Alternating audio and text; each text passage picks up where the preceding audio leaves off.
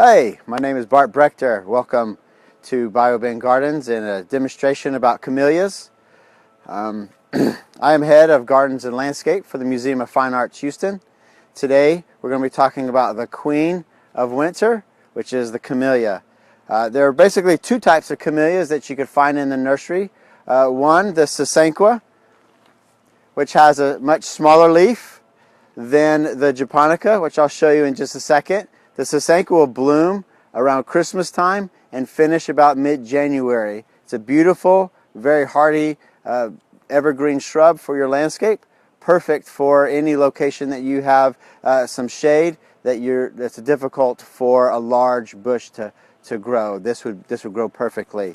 But today we're going to focus our attention on the Camellia japonica, which is the more famous camellia. You can literally find these in thousands of different colors and textures of the bloom, growth habit, and everything. But today we're gonna plant them in the ground.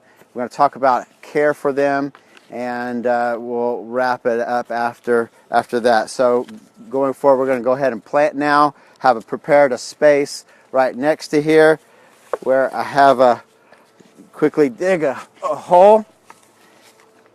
So when you're digging the hole, you want to make sure that you don't go too deep, and you want to be a little bit wider than the pot. So as you do this, it's okay to be shallow. It's better to be wide than deep. So I have my hole, and when you plant up with a pot, you put your hand on the soil and not on the plant itself, and you just turn it upside down. It should slide right out. So when I do this, we're going to put this in the ground, and see this is flush with the soil. It's a little too low. I planted it a little too deep already. And so I'm going to pick this back up, and we're going to put soil right back into the hole. I want it above the soil level. And that's so when it waters, we rain so much here in Houston, and when we irrigate, a lot of people irrigate too much, the water can fall off the crown or the root flare of the plant, and therefore reducing disease problems that you can have with the plant. Also the roots can find their own way as they grow down, and so you want it high as you plant. You don't want to plant it soil level. Now I'm going to take a pot, and I'm just going to put the soil on here and push this around. When you plant, notice that I didn't push the soil down.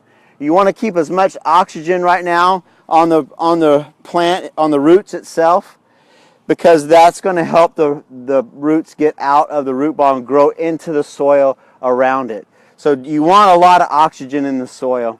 And when you water, those big cavities are going to hold more water, and it's going to also help the plant to grow out and into the soil. You also want to mulch, and I have a little bit of mulch here. So you want to take some mulch, and when you put it around.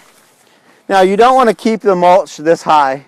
You want to spread it around. You actually want more mulch out on the sides than you do next to the plant. That way the roots stay cooler out here instead of near the plant. And so that's how you would plant a camellia in Houston.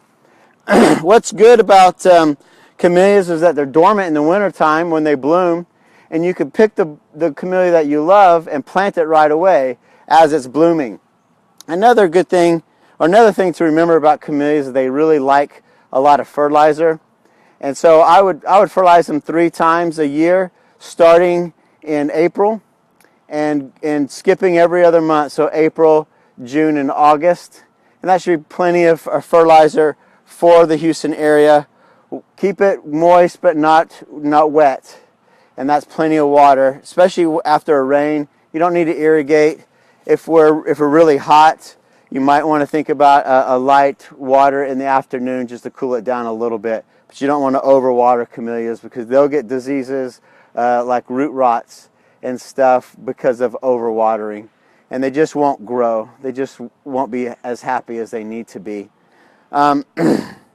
Other things about camellias is is that they can get diseases, and some of the insects that they can get is called T-scale, which is a white dot on the back of the plant, and it doesn't look like an insect. Can you see that, Joey? I'll bring it up closer. See, so on the back of this plant there were some white little dots, and that's an insect.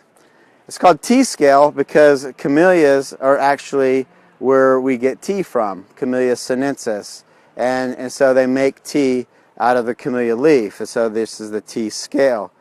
And so to get rid of that is a little bit of dishwashing soap and water, or you could go to a local hardware store and get orange oil and mix that with water as well, and that will get rid of it right away. Any other questions that you have, please leave them on the question page. I'll be happy to answer them. Also, please come visit us in March 10th through the 12th for the Azalea Trail. I'll look forward to seeing you there. And just thank you for watching. I really appreciate it, and look for more posts in the future. Thank you.